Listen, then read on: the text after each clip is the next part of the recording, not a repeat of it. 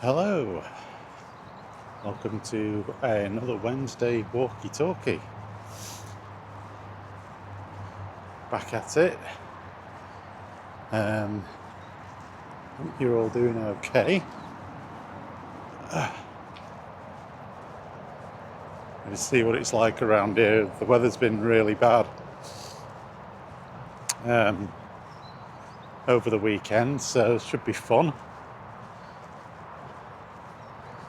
See if I can remain upright. So, before we get into the subject of today, just a recap of what I've been doing. I have successfully finished my Doom 2016 playthrough. All that is up on the channel now. And starting tomorrow will be my Doom Eternal playthrough. That'll start. I've already done a couple of videos for that should see through to the end of the week. And then when done with that, I'll crack on then with crack on with Doom the Dark Ages, which I still haven't played much of, if anything at all. So, I was glad to get the Doom 2016 one finished. It'll be the 14-part video. I've kind of been trying to do them in and around sort of 40-minute videos, so they're not too long. But it's been dictated to really by when the checkpoints are, because with these, I don't know what it's like with the Dark Ages, but with these newer Doom games, you can't save anywhere. It's all checkpoint related. So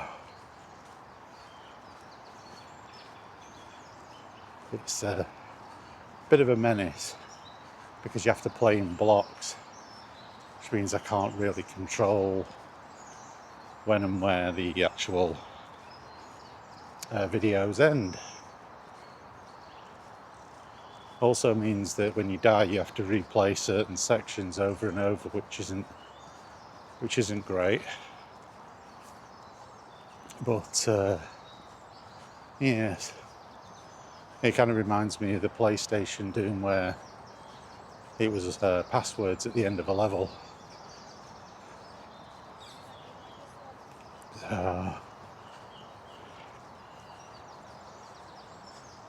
It's all good. It's all good. So, yeah. Weather's not too bad here. It's warmed up a little bit. But it's just the flip side of that is it's been a bit more wet. And then I think it's going to go cold again. We're getting some of this, the sort of remnants of this storm that hit the eastern part of the United States. That's making its way now across the Atlantic, so that's all good fun. So we'll see how bad we get that here. We probably put the curse on it now, but we never really do seem to get too badly hit. I say we're in a bit of a valley here, so a lot of the surrounding hills tend to get hit hardest. Let's go see if we've got anything going down the stream. Any ducks or swans or geese going down the stream. So, yeah. Just pop in here. So the subject of the video today, it was sort of picked for me. Microsoft once again providing the headlines. And that was the A departure of Phil Spencer and Sarah Bond. I didn't know that Phil Spencer had been with them for 38 years. I didn't think he was that old. I mean, God almighty. I mean, if he left there straight from college, went there straight from college, and he was like 21, he's like 59. I didn't think he was that old. He didn't look that old. I thought he was about the same age as me. So, I'm not 59 yet. Got a few years to go before that. So, anyway, no ducks, no geese, no swans. All quiet there. So yeah, I was surprised on one hand, but then not on the other. I think it's fair to say it's been a bit of a year for him, hasn't it? With all the layoffs and cancellation of projects and so on and so forth. It's been by no means exclusive to Microsoft, all these layoffs, but because they are a company that, on the surface of things anyway, don't appear to be struggling financially, it's obviously been quite the sort of eye-opener. One historically would associate so many layoffs with a company that was in desperate times, and Microsoft aren't on the surface.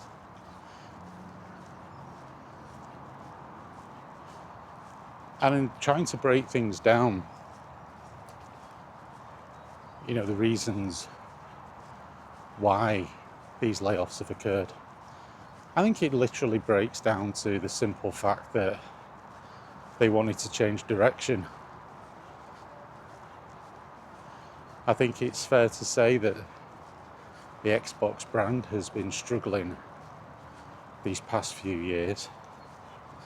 I think certain decisions haven't helped. This whole Xbox everywhere thing, that certainly hasn't helped. When you're creating a console that you want people to buy, you have to incentivize people to want to buy it.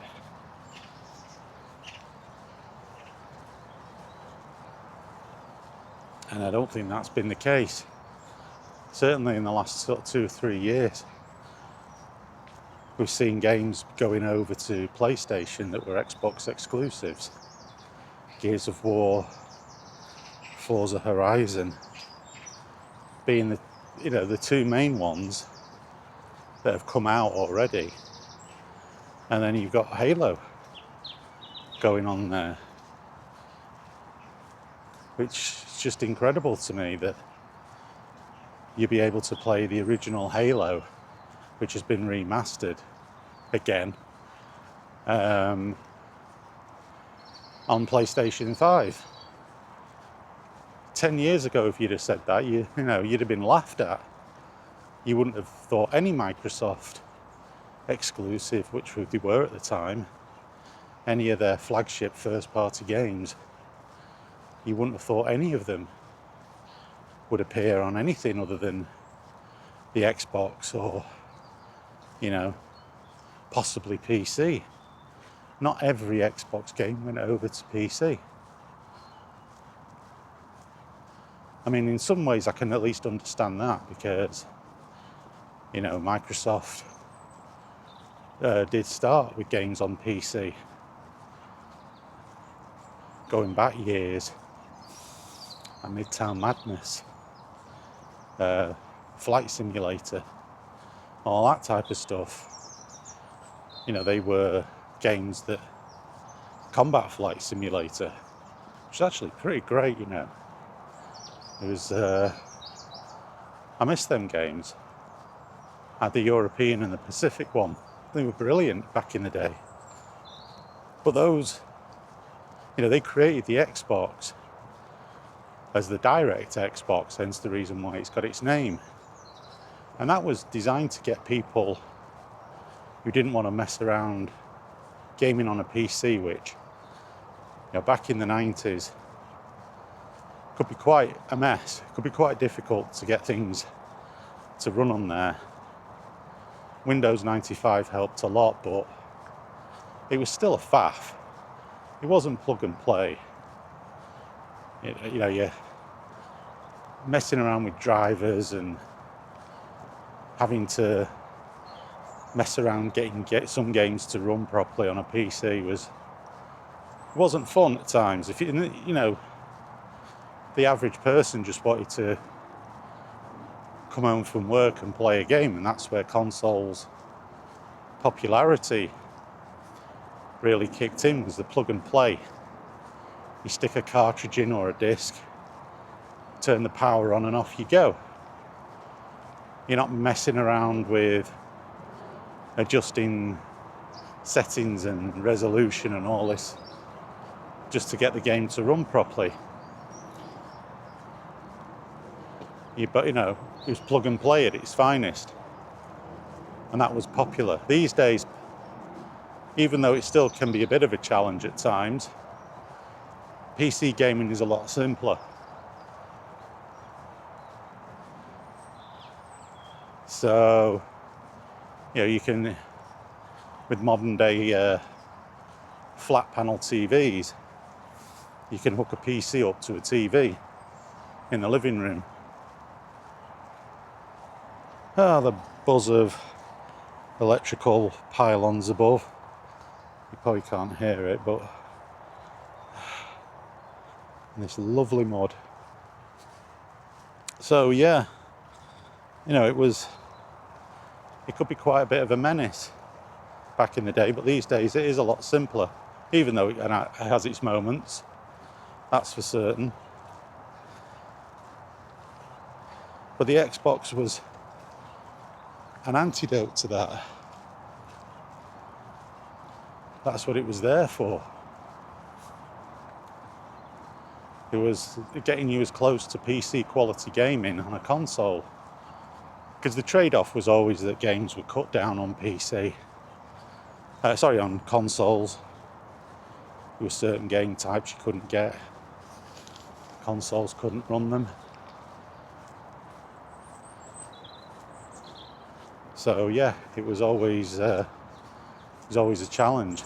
There's no doubt at all what sells games. What sells consoles is games. The exclusive games. I don't think any console has ever been successful that hasn't had a great library of games. And the more first-party exclusives you have that are great, the more likely you are of being able to buy, or more likely you are, to be able to sell these consoles. PlayStation was massively successful because it had some great first-party games that you couldn't get anywhere else.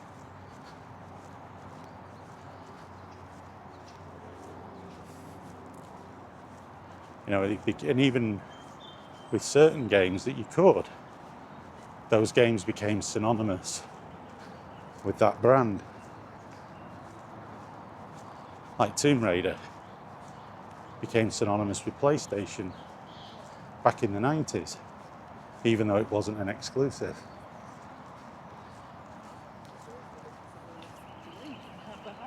So that's when you've got a winner on your hands.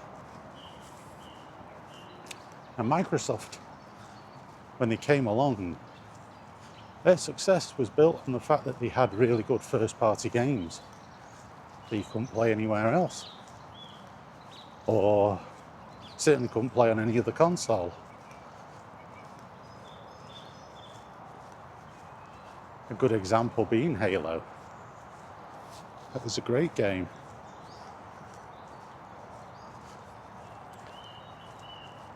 So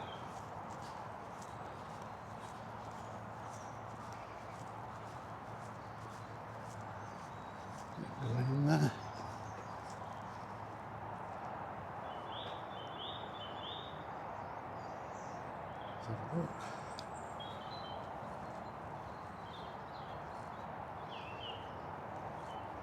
Thought I could see a bird in the reeds there, but no. Not seen any for a while. Yeah, but anyway, getting back to what I was saying. I've gone down here. Oh, there they are. Oh, you can't see them, but there's some ducks out there.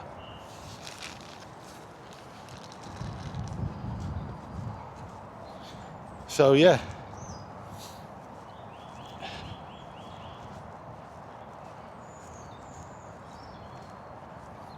Those exclusives were the driving force behind selling that console. I've said it before, I really wanted to play Halo.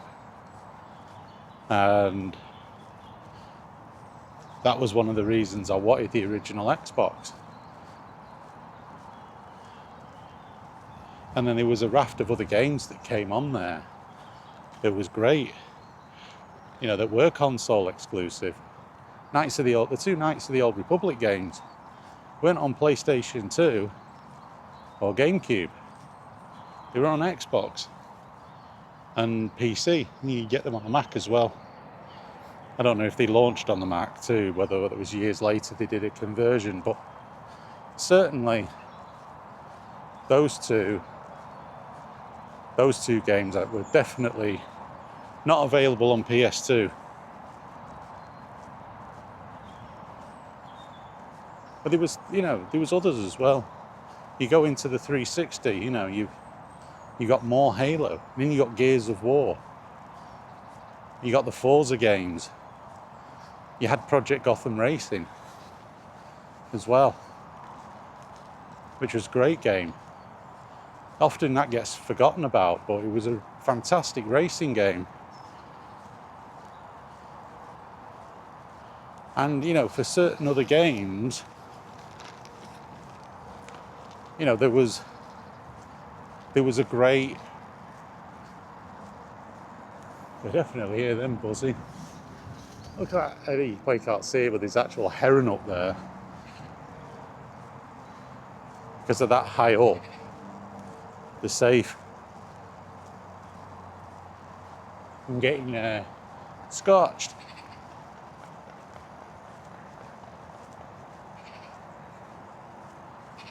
But in recent years, Microsoft seemed to have ditched that. I mean, their first-party exclusive games have become much rarer. They'll point to the fact that development times have become more lengthy. I mean, we're 5 years into this console life cycle. We've had one Halo game, one Gears of War game, one Forza game, and one Forza Horizon game. We've got another Forza Horizon coming up, which I'm hoping will be really good. But the point is, that's not a lot. That's not a lot. And when you don't have a lot and you're then shipping them off to other consoles as well. By the way, I don't count the remaster of Gears either. Because that wasn't exclusive, that's come out on the PS5. And I suppose that therefore I should also discount the Forza Horizon, because that's come out on the PS5 as well. And Microsoft, they snapped up the likes of, is it Bethesda? Is it ZeniMax or Bethesda ZeniMax, whatever it is? They've got Doom and they've got the Elder Scrolls games as exclusives on their machines. Oh, sorry, as exclusives for them as a publisher.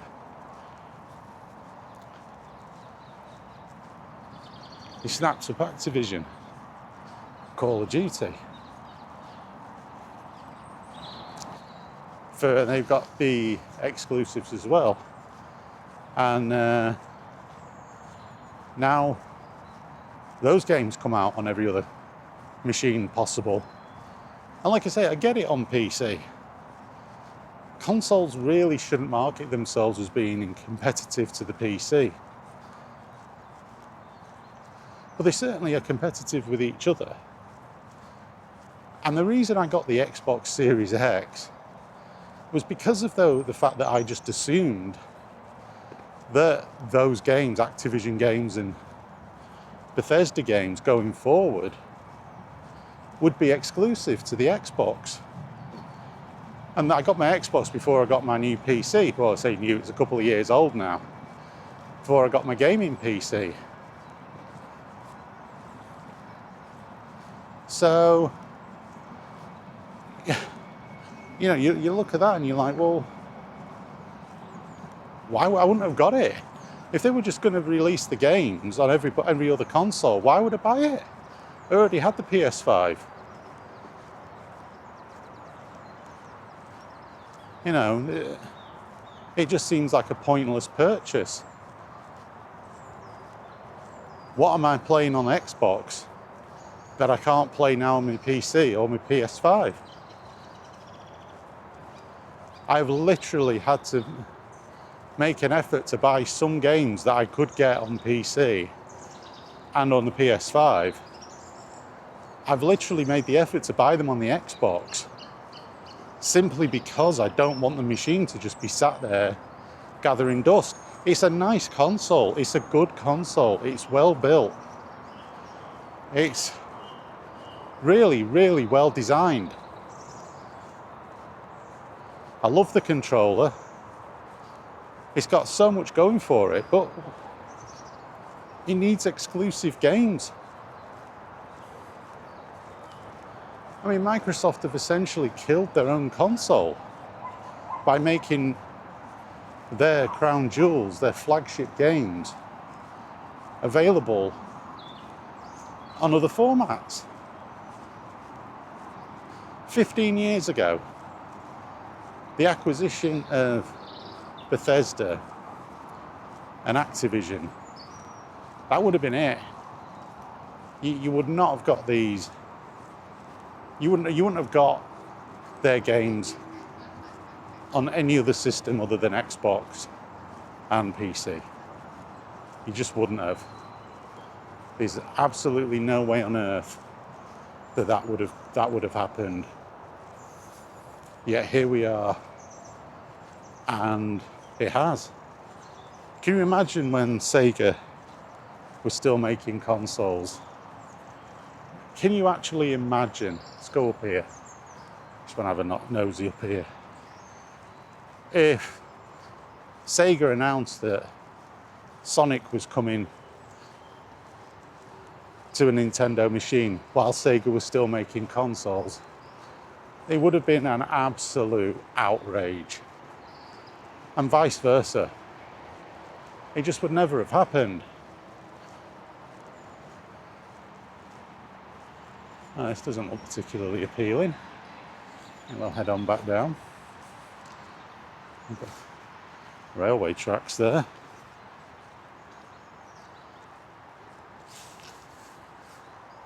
But yeah, it would never have happened. You would never ever in a million years have gotten them. Now, what I'm going to do is I'm going to head back the way I come, so I'm going to head on back this way. Head on back round.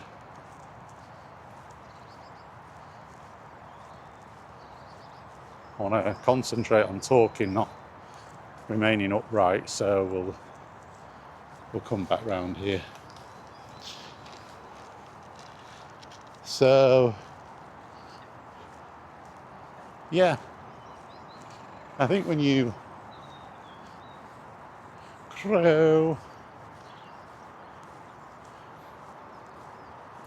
factor all that in,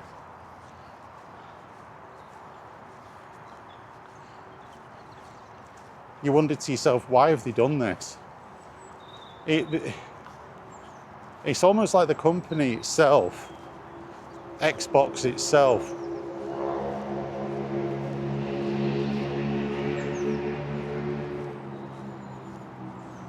nice muffler, didn't have the confidence in their own brand, and we're like, we've got to release everything, all our games, on as many systems, because we haven't sold enough Xboxes to recover the costs of game development. And that may be the case, but this is like chicken and egg situation, isn't it? You know, is the lack of sales of your consoles down to lack of exclusive games? Yeah. History tells you this. And they haven't learnt from history, and that's very frustrating. That's really frustrating for me. Because there's no excuse for it at this point. If you're not learning from history, then you are going to be doomed to fail. There's no two ways about it. And Microsoft are doomed to fail.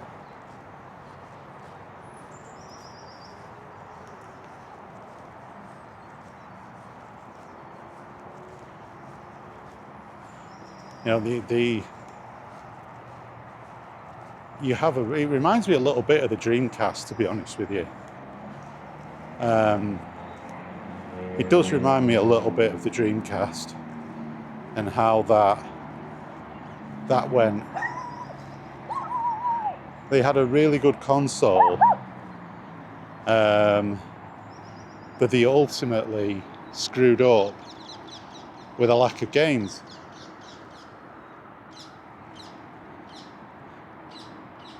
You know, for them it wasn't in that way though. It wasn't first party. It was third party games.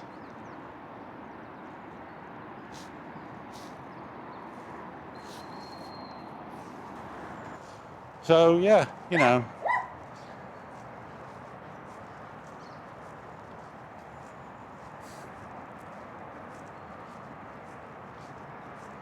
it just reminds me of it.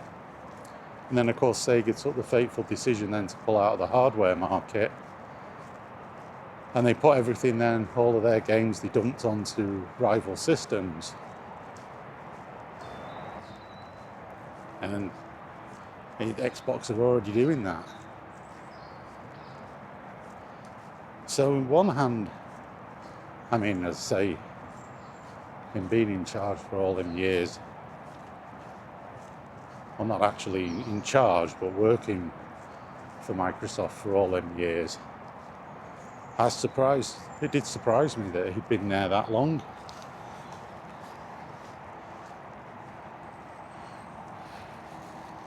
I noticed on like a lot of the sort of social media posts that you know, some people were critical of him, you know, saying that his sort of ideas killed the brand.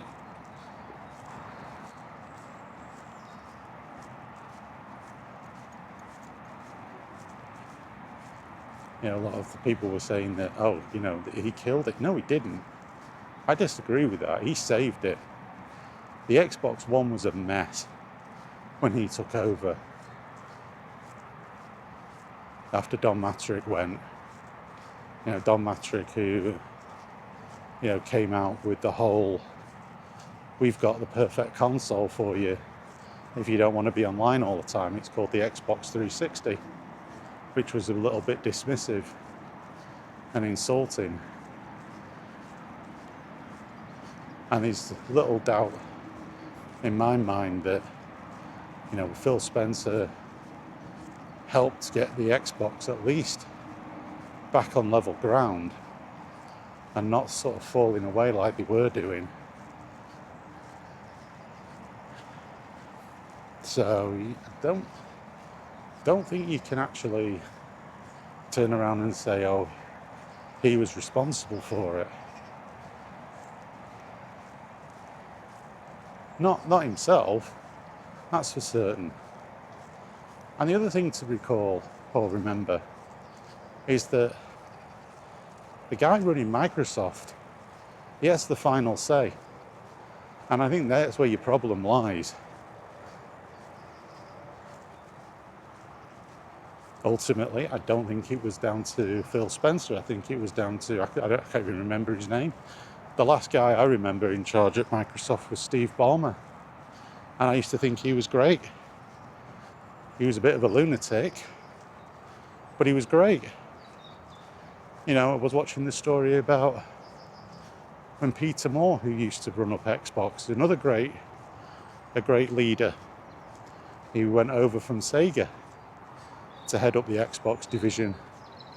He went in there saying to Steve Ballmer about the Red Rings of Death, and Steve Ballmer was just like, fix it. We'll absorb the costs, fix it. It was decisive. And in spite of that, Red Rings of Death, 360 was hugely successful for Microsoft. They garnered a lot of goodwill. So, that's the kind of leadership you need. Decisive. Microsoft has looked a bit rudderless at times, especially with the Xbox brand. And I don't think that's down to Phil Spencer, nor do I think it's down to Phil Spencer with all these people being laid off. I think he just got the instructions from up on high. You need to cut this much costs from your division. Do it how you see fit, which doesn't really give you a lot of room to play with. I think that's probably what finished him off. Phil Spencer is somebody who is very pro-gamer, and in some ways that's kind of worked against him on that level. I think he wanted as many people playing games as possible. And I think seeing that the Xbox wasn't really selling, that was one of the driving factors about bringing games over to other systems. It's like a double-edged sword. He was damned if he did and damned if he didn't. I think Microsoft burned a lot of goodwill with the Xbox One. Very similar to how Sega burned a lot of goodwill with the Saturn, particularly with game devs. Sega cut the Saturn's life cycle right down. They bought the Dreamcast out very, very quickly into the Saturn's life cycle. And that upset a lot of devs who at the time were developing games for the Saturn. They got burned.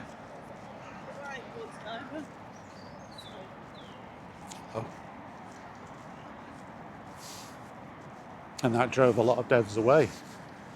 It was a breach of trust. Because who's going to buy a game for a system that's dead? And back in them days, when you launched a new console, the games stopped coming out for the older one very, very quickly. There was none of this, what you have now, where there's still games coming out on PS4 5 years into the life cycle. That was pretty much it. Game development ceased. Game publishing ceased. A new system come out, and the expectation is that's where all the energy and focus would be put. So, like I say, this is pretty much what's happened with Xbox.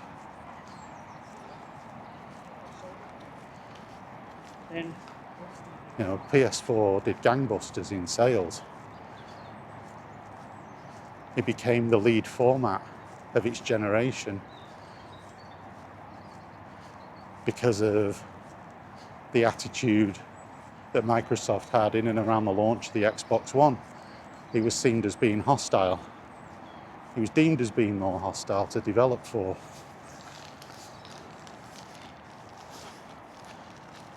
And so people started to look to PlayStation. I mean, they themselves had a bad rep with the PS3.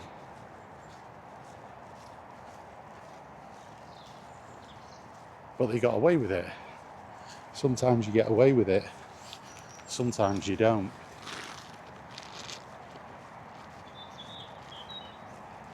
The thing is with Microsoft, they were always a company that had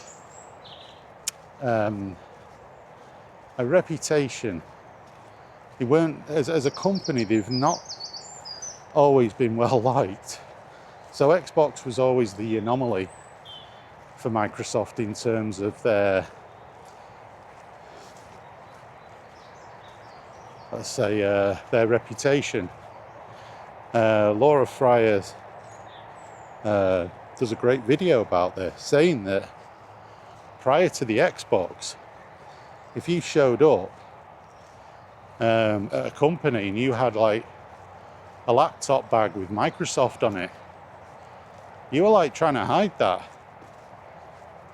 They were ashamed of it really, because they knew that they weren't a liked company. And Xbox turned that around. And suddenly, going around with Xbox branded stuff was cool. And then with the Xbox One, they burned that goodwill. And they just never recovered. Which is why I don't blame Phil Spencer. I think he did the best that he could. And he's tried many different ways just to get people playing Microsoft published games as opposed to selling consoles, because I think that ship had already sailed. But we'll never know. I think what did surprise me was, just jumping tracks a little bit, is Sarah Bond and her going as well. That seemed quite sudden. She would have been the heir apparent to taking over the Xbox division, but that hasn't happened. They brought in this other woman, I can't remember her name now, but she's come over from the AI division. Well, what does that tell you? She's no apparent experience in gaming or hardware. Her experience lies with AI. I don't think that's promising. I hope I'm wrong, because we need Xbox hardware. We need competitive Xbox hardware that's got great games. You need that competition, because Nintendo does its own thing regardless. So you need Microsoft and Sony competing with each other to get the best out of both systems, both companies. If one of them packs up, the other one's going to run amok. Don't think that Sony are going to be suddenly this belligerent company that's going to do wonderful things. No, not belligerent, benevolent. Let's get your words right. It's early. No, they've already shown what they do when they dominate the market. That's never stuff that's, favourable for the consumer. They've done a lot of anti-consumer stuff down the years. A lot of anti-consumer stuff, so I wouldn't be doing cartwheels. You want to know why the PS4 was so good, was because the 360 was. It wasn't because of the PS3. That's for certain.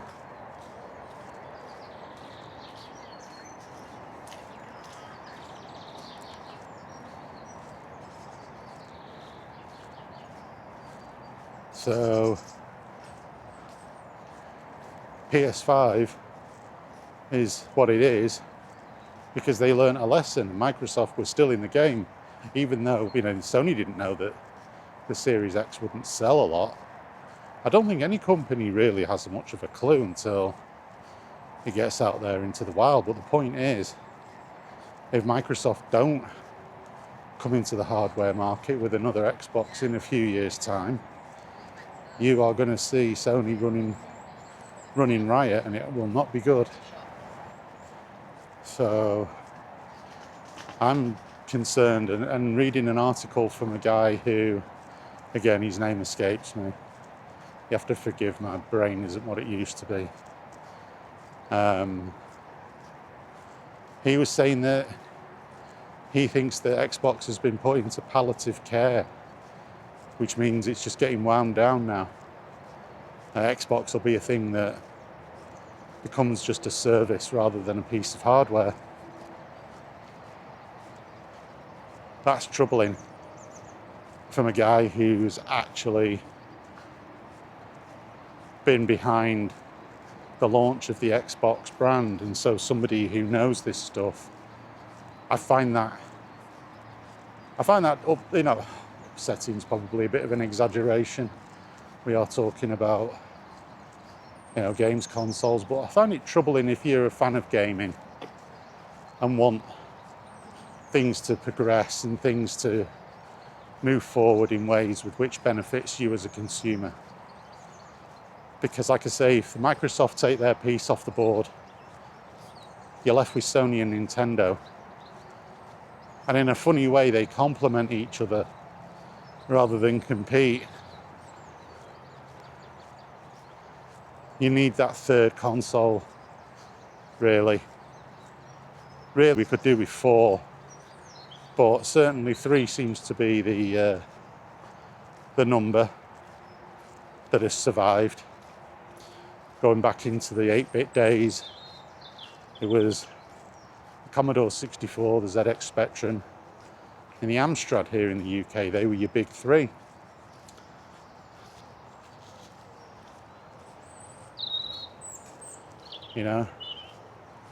It was, and then when the industry started to go a little bit stale, was towards the end of when it was just Sega and Sony. I mean, here in the UK, you still did have home computers around that time. They were kind of getting into the twilight of things, your Commodore Amiga. But the industry was crying out for another person to come in and shake up what had become stale. And that's where Sony came in. And the industry went through a massive resurgence. Because I'm not saying that the Super Nintendo and the Mega Drive didn't have great games. Of course they did. But overall, when you were getting into the sort of latter years of their life cycle, it was stale. I've said in previous videos, I was starting to move away from gaming. I was bored. It felt like stuff was being dialed in an awful lot. It was just platform shooters.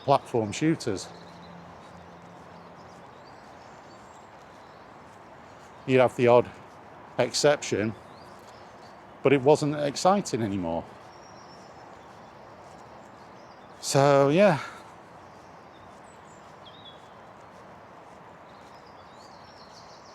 But I do think, going back to Phil Spencer, I mean, I don't agree with him being battered around. Look, he made mistakes, probably made mistakes in terms of the direction to go. But I think at least they were well intentioned. And it's sad to see him go, and it's sad really that I think Sarah Bond was never really given a chance to see what she could bring to the table. Now, as always, I hope for the best and fear for the worst. I hope this person taking over does a good job in terms of bringing the Xbox brand back to where it should be, which is great hardware and great first-party games. Well, it's a bit of a climb, but I've got my concerns.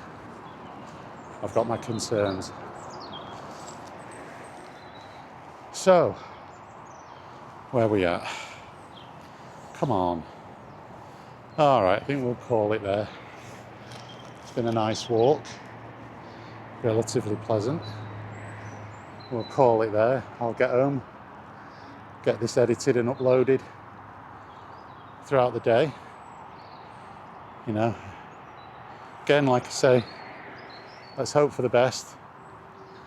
Hope Microsoft gets back to where it used to be with the Xbox. I have concerns, I have doubts, but I'll wait and see. But Phil Spencer will be missed. Whether you're a fan of his or not, You don't survive 38 years in this industry if you're a complete clown. And clearly he wasn't, regardless of what some people might say. I